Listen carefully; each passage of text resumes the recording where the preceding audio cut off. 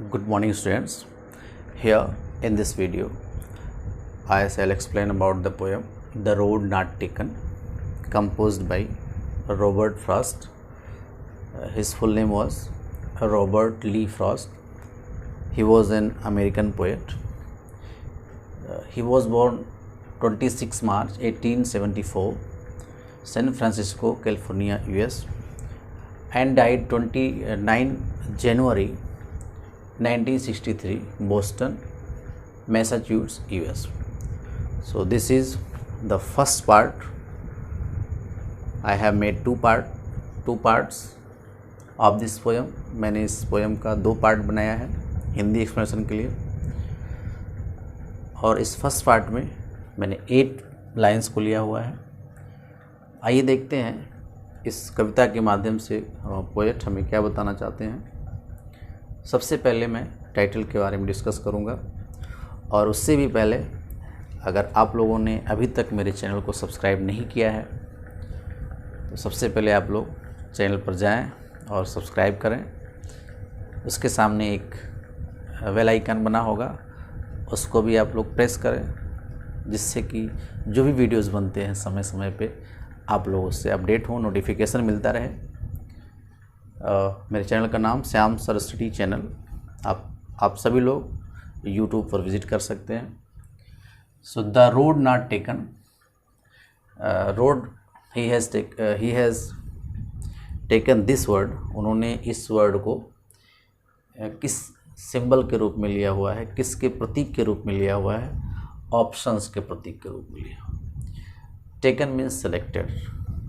Selected का means है यहाँ पर वो ऑप्शन उनके द्वारा, वो रोड उनके द्वारा नहीं लिया जा सका, अर्थात वो एक रास्ते को छोड़ना पड़ा, एक मार्ग को छोड़ना पड़ा, क्योंकि उनके सामने 2 मार्ग थे, उनके सामने 2 ऑप्शन थे. सो इस कविता के माध्यम से कवि हम सभी को ये बताना चाहते हैं, स्पेशली ये पोएम CBSE बोर्ड में क्लास 9th के स्टूडेंट्स के लिए है, और ये बिहाइव टेक्स्ट बुक का फर्स्ट पोएम है द रोड नॉट टेकन. इसके माध्यम से कभी हम सभी को ये बताना चाहते हैं कि जब भी हम सभी लोग अपने जीवन के लक्ष्य का निर्धारण करने जा रहे हों, या वो अपने करियर को बनाने के लिए शुरुआती दौर में हों, जब से भी हम अपने लक्ष्य को निर्धारित करने का प्रयास करें, हमें वहाँ पर सावधानीपूर्वक समय दे करके, सोच समझकर ऐसे रास्ते को चुनना चाहिए, ऐसे विकल्प को चुनना चाहिए जिससे कि हमारे जीवन में, वैसे अगर हम किसी भी विकल्प को चुनते हैं, सेलेक्ट करते हैं, समस्याएं कम होने वाली नहीं हैं. You know very well that जीवन एक संघर्ष है, और हमारे आपके जीवन में संघर्ष ही संघर्ष है, स्ट्रगल बहुत है. लेकिन उनके माध्यम से, या वो आप हम सभी को ये बताना चाहते हैं, इन संघर्षों के बावजूद हम अपने जीवन को एक बेस्ट ऑप्टिमम लेवल या बेस्ट पोजीशन पे पहुंचा सकते हैं. और वो कैसे पहुंचा सकते हैं? अच्छे सिलेक्शन, अच्छे ऑप्शन का, अच्छे रास्ते का चुनाव करके. तो उनका सीधा ये कहना है इस कविता के माध्यम से कि हम सभी को अपने लक्ष्य, अपने स्ट्रीम, अपने गोल, जो भी आप सेट कर रहे हों, उस समय थोड़ा सीरियस होना चाहिए, सावधानी रखना चाहिए, सोचना चाहिए, समझना चाहिए. किसी के दिखावे में, किसी के बहकावे में, या किसी के द्वारा, किसी का सेंस है सुन लीजिए सबका, लेकिन आपका जो कॉन्शियस अलाउ करे उसके अकॉर्डिंग सेलेक्ट करिए. मैंने यहाँ बनाया है पोएट एक ऐसे पॉइंट पर पहुँचे हैं जहाँ से उनको 2 डाइवर्जन मिल रहे हैं, 2 रास्ते मिल रहे हैं, 2 मार्ग मिल रहे हैं, अलग अलग दिशा में जा रहे हैं, और वहाँ पर वो पहुँच करके रुक रहे हैं. रुकने का सेंस यहाँ पर यही है कि हमें कोई भी वर्क करने से पहले उस पर ज़रूर सोचना चाहिए कि हमें कौन सा वर्क करना चाहिए, क्या हमारे लिए सूटेबल है, क्या बेटर है, क्या नहीं। अब मैं कविता प्रारंभ कर रहा हूँ।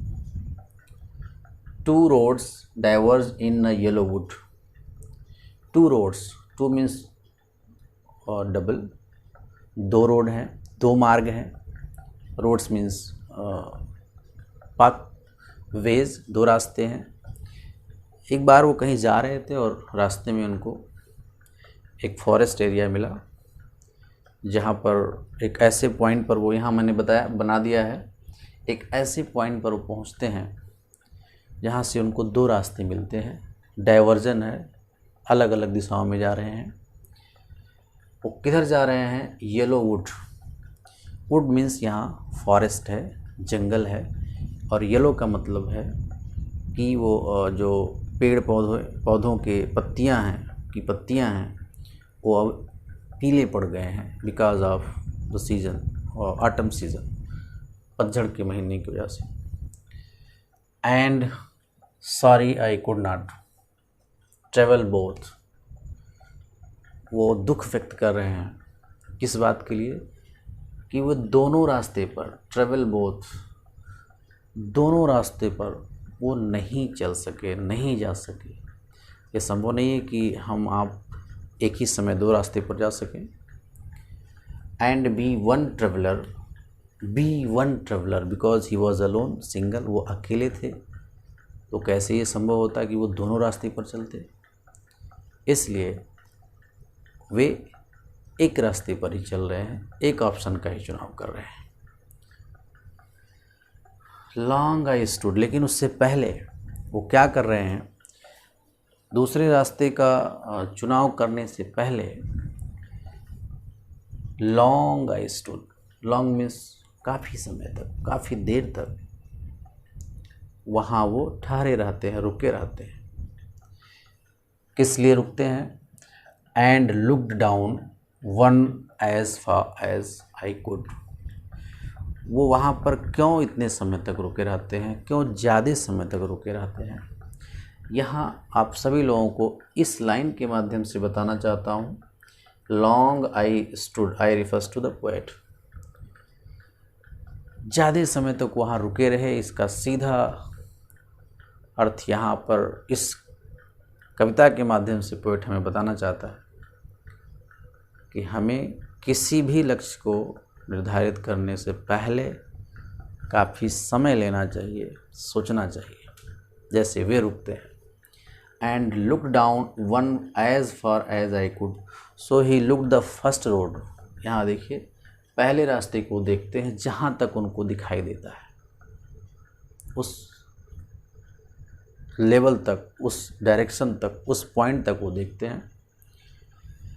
टू वेयर इट वेंट, और जहाँ, वेंट मीन्स कर्व्ड, मोड़। जैसे मान लीजिए ये आप किसी एक रास्ते पे जा रहे हैं और ये रास्ता फिर टर्न ले ले यहाँ, ये जैसे, तो जब ये टर्न ले लेगा तो आपको आगे दिखाई नहीं देगा, इस टर्न से आगे नहीं दिखाई देगा और ना ही इधर दिखाई देगा, क्योंकि यहाँ टर्न है, कर्व है। तो उस जहाँ तक वो पहला रास्ता जा रहा था और जहाँ वो मुड़ रहा था, उस पॉइंट तक वो देखे, और देख करके क्या वो मूल्यांकन कर रहे हैं, इवेल्युएट कर रहे हैं। इन द अंडरग्रोथ, उसके बाद ये जो टर्निंग पॉइंट था वो जा रहा था किस तरफ, किस दिशा में? Undergrowth refers to the small bushes, जैसे जो छोटे छोटे पेड़ पौधे होते हैं, बसेस टाइप के होते हैं, उस तरफ वो मुड़ा हुआ था, उधर उनको उससे आगे दिखाई नहीं दे रहा था। इसलिए जहाँ तक देख पाए वो देखे।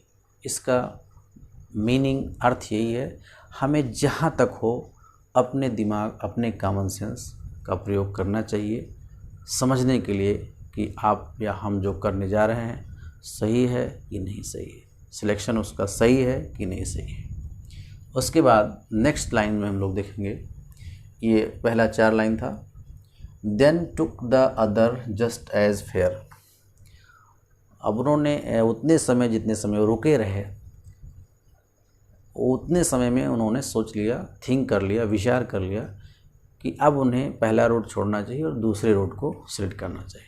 फाइनली उन्होंने सेकंड रोड सिलेक्ट किया, लेकिन जब वो सेकंड रोड सिलेक्ट करते हैं, जस्ट एज फेयर, वो दूसरा रोड भी उतना ही अच्छा था, fair means clean, neat and clean, fine, जितना कि पहला रोड था। And having perhaps the better claim, उस समय इन्हें लगा, उस समय पोएट को लगा कि जैसे इन्होंने अच्छा क्लेम सेलेक्ट किया है, यहाँ अच्छे क्लेम से क्या है, बेटर क्लेम्स का क्लेम का मीनिंग क्या है, क्लेम का अर्थ यहाँ पर है ऑप्शन से। उन्हें लगा कि वो बहुत ही अच्छा ऑप्शन उन्होंने चुना अपने जीवन में।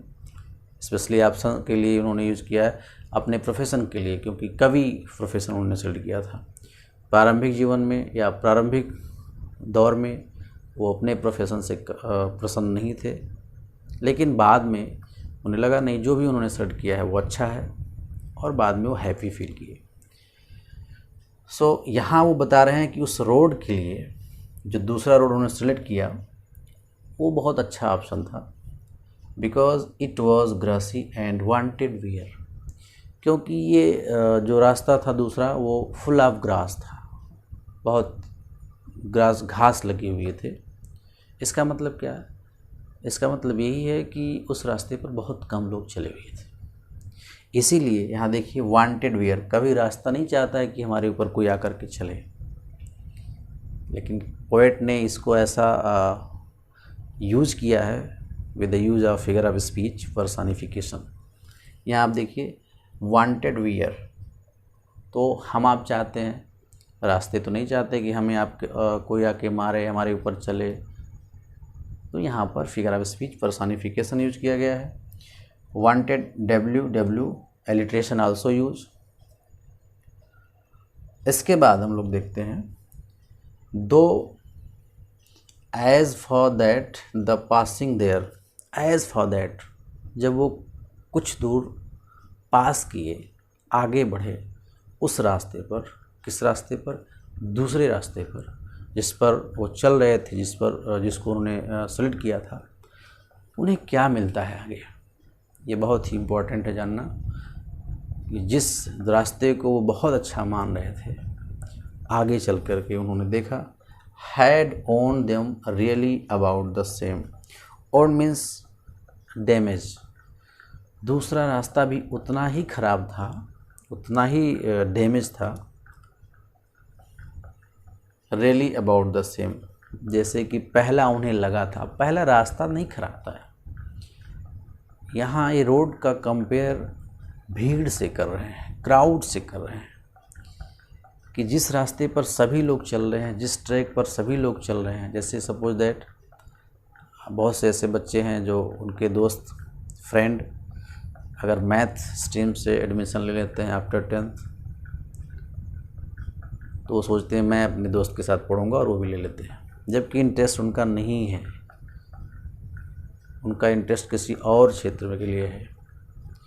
तो ऐसे में क्या होता है कि आगे चल कर के प्रॉब्लम्स आती है। इसलिए हमारा आपका जो मन कहे, जिसमें हमारा इंटरेस्ट हो, जिसमें कमांड हो, जिसे पढ़ने के लिए मन कहे, वो चाहे आर्ट सब्जेक्ट हो, चाहे साइंस सब्जेक्ट हो, कोई भी स्पोर्ट्स हो, कोई जो नहीं है कि आप किसी के प्रेशर में किसी स्ट्रीम का सिलेक्शन करें। ज़रूरी ये है कि आप जिस स्ट्रीम का सिलेक्शन करें उसमें आपका इंटरेस्ट हो। सो ये उन्हें ऐसा लगा कि दूसरा रास्ता भी अच्छा नहीं है, उतना अच्छा नहीं है जितना उन्होंने सोचा था। यहाँ देखिए इस लाइन में दो दैट देयर, th, यहाँ भी एलिट्रेशन का यूज किया गया है, और इस पूरे पोएम में पोएट ने विजुलाइज किया है, इमेजरी किया हुआ है। सो विजुअल इमेजरी यहाँ पर है। आइए इसका राइम स्कीम देखते हैं। सबसे पहले राइम स्कीम देखने के लिए हम लोग यहाँ देखते हैं, वुड है तो हम लोग इसे ए देते हैं, बोथ है इससे बी, स्टूड है सिमिलर इससे मिलता जुलता है, तो जब भी सिमिलर रहेगा तो हम लोग सेम वर्ड को लिखेंगे, इसलिए यहाँ पर ए इससे मिलता जुलता, वुड, स्टूड, कुड, ए, ए और यहाँ पर बी, ए बी। अब यहाँ पर भी ए लिखते हैं, ए क्लेम का, बी फेयर वेयर देयर, इसको हम लोग ए लिखते हैं, और सेम क्लेम का और सेम एक साथ है, तो यहाँ पर हम लोगों ने बी लिखा। अब देखते हैं यहाँ पर rhyme scheme A B A B A B A B A B A B. So पूरे पोएम में, पूरे कविता में इसका राइम स्कीम ए यही आपका चलता है, A B A B A B A B. Figure of speech आपको मैंने बता दिया। इसके साथ साथ आप सभी लोग इसको ये ध्यान में रखेंगे कि आप जिस तरफ भीड़ जा रहा है, जिस तरफ लोग जा रहे हैं, जिस तरफ सभी लोग जिस स्ट्रीम को सेलेक्ट कर रहे हैं, कोई ज़रूरी नहीं है आप भी उसे सेलेक्ट करें। ज़रूरी ये है, इम्पोर्टेंट ये है कि आपका इंटरेस्ट जिधर हो, आप एक डिफरेंट ट्रैक पर जाने का प्रयास करिए। जैसे पोएट दूसरे रूट को उन्होंने सेलेक्ट किया, पहले पर वो नहीं गए जिस पर लोग चल रहे थे। लोग का सेंस है जो हर लोग, कोई टीचर बन रहा था, कोई डॉक्टर बन रहा था, कोई प्रोफेसर बन रहा था, कोई आईएएस बन रहा था, लेकिन उन्होंने पोएट बनने के लिए स्वीकार किया या सेलेक्ट किया। बाद में आप देख भी सकते हैं रॉबर्ट फ्रॉस्ट के पोएम को पूरे वर्ल्ड के लोग पढ़ते हैं, और उससे ना ही पढ़ते हैं बल्कि अपने जीवन को बनाते हैं। So thanks to watch this video my dear students. See wait my second part. Thanks.